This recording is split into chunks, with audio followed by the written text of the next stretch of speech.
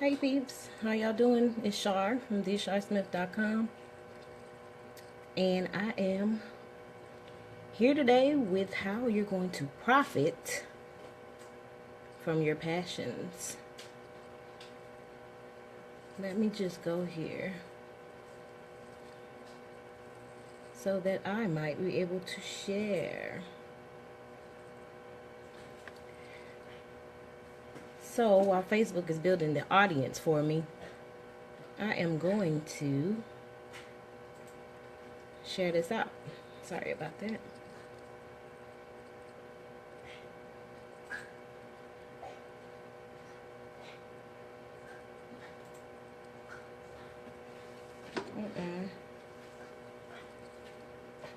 Who's on here with me, guys? Like I said, today we're talking about profit your passion. And I got some key points here, about 8 of them. And I'm going to run through them not too quickly, but this was inspired by a young lady that I spoke to today. And she was saying to me, you know what, Char? I have heard people say that they've had jobs that they absolutely love, and that, you know, not that they that they absolutely love, enjoy, and are passionate about. And she was like, I've never had that, and I've always wanted that.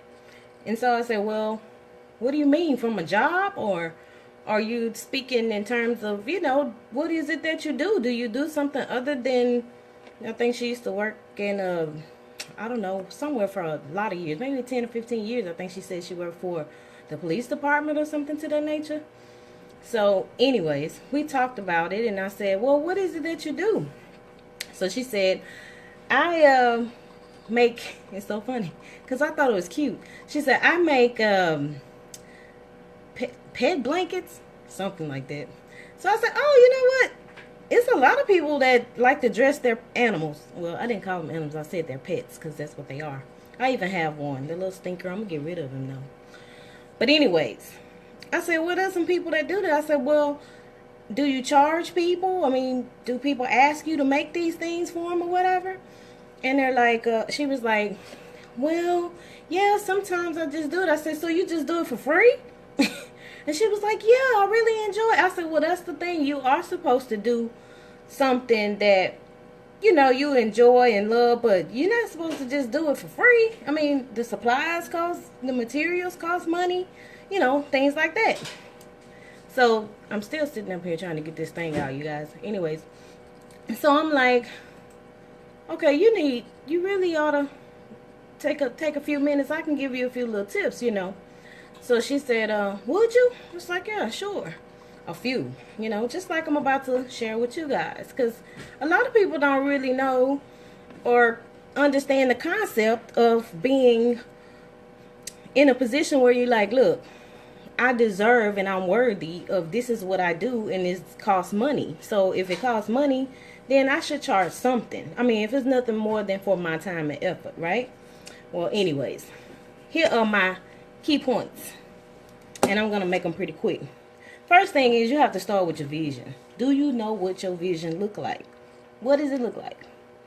It's not always about the money. I mean, I'm talking about money because that's the thing. She wanted to actually find a way to live her life fully, passionately. So if you don't know what your vision is, you can't even take a plan of action. How? And that's the step number 2. But you can't take action on something you have no clue where you want to be. I have business leaders that I've watched over, at least the last couple of years, even say, you have to marry the process and divorce the outcome.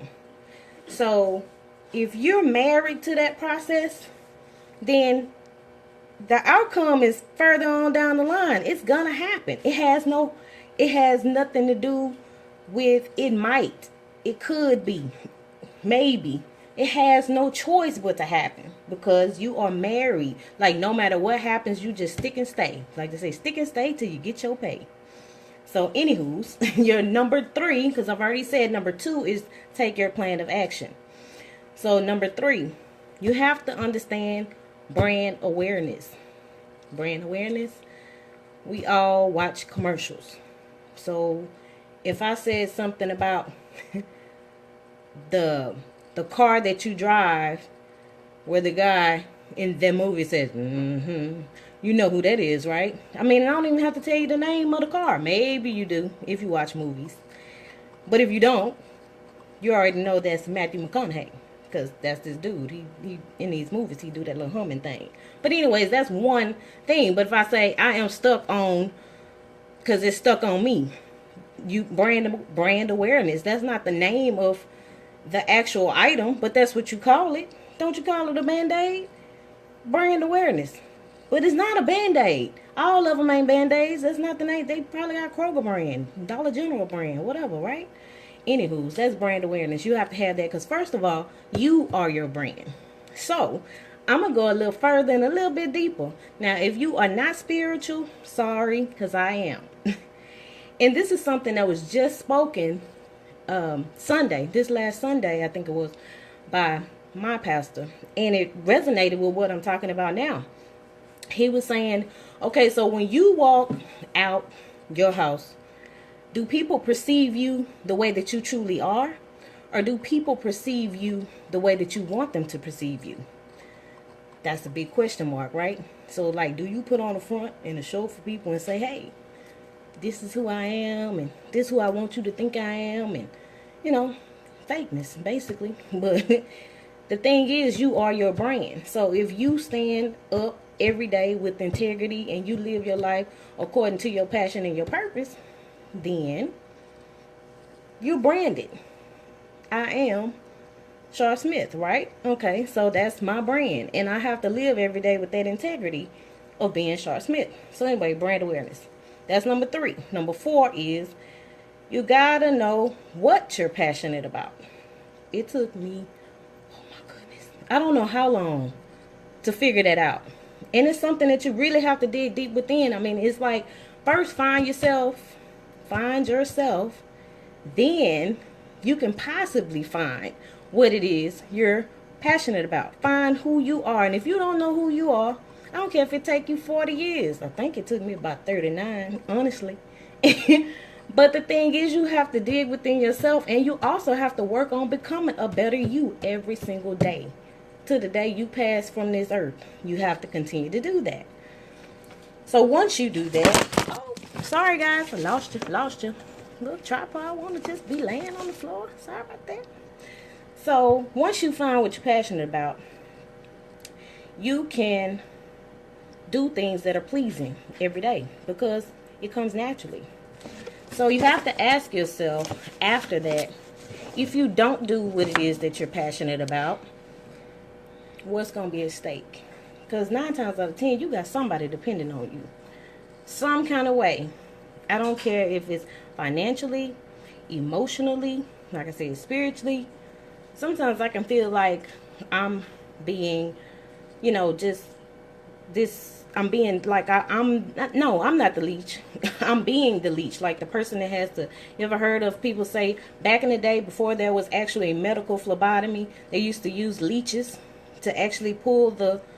Maybe you don't know this, but I'm just giving you a little something. They used to use leeches to pull bloodletting from people. Well, it's that same way when it comes to your emotional being. Sometimes that's what you are to other people.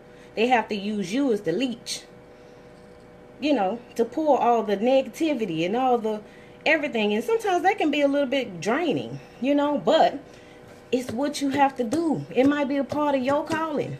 It's part of mine. I know it is. But it's okay. I do that. And I'm fine with that. I love it. Number 6. Once you pinpoint that and you find out about your passion, you need to know who is your target audience. This goes for anything. Let me just say, when I speak on this, I'm not speaking about everybody that's in the home-based business industry and arena. I have operated businesses that are brick and mortar businesses. So with that, this all ties in together. Your target audience could be, like I spoke to this lady, I said, look, who dresses their doggies or whatever, kittens maybe, the most? Who has the most? Most of the time, it's not the people with 3 or 4 kids at their house. It's not millennials. I mean, or maybe, I don't know. In my opinion, I think it's mostly baby boomers. But in her case, she is a baby boomer. So wouldn't that kind of be your target market or audience? I would suggest her looking into it. I did. So you have to know who your target market and your audience is, because if you don't know who it is that's out there that's wanting to have and buy the things that you have to offer, you can't expect to get it out to the masses. So, number 7, you got to start adding value. When you get out and let somebody know what it is that you have, it's not here, like right now, it's at the end of the month.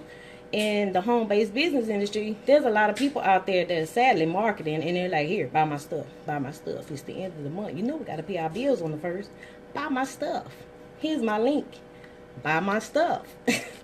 No, that's not how it's supposed to be done. So, you have to add value. People want to know who you are, and they want to like you.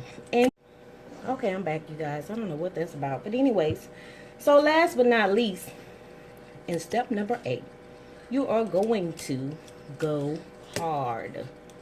Go hard as you've ever gone before. You're going to go so hard, you're going to say, hey, step by step, though. I mean, you don't have to go fast. Everybody cannot do this thing at lightning speed. Everything has its process and its time. So with that being said, step by step, if that's who you are, and you need to say, hey, I need to do this for this week. I need to do this for this next 30 days. Then after this 30 days, I'll add one more thing. I'll do that for 60 days, for the next 60 days. You know, and just take it at a time. If it, like me, I had to start and say, hey, let me just take this 7 days, not see how it goes, but let's take this 7 days, and these are the things I'm going to implement in these 7 days. In the next 7 days, I'll add one more thing to it.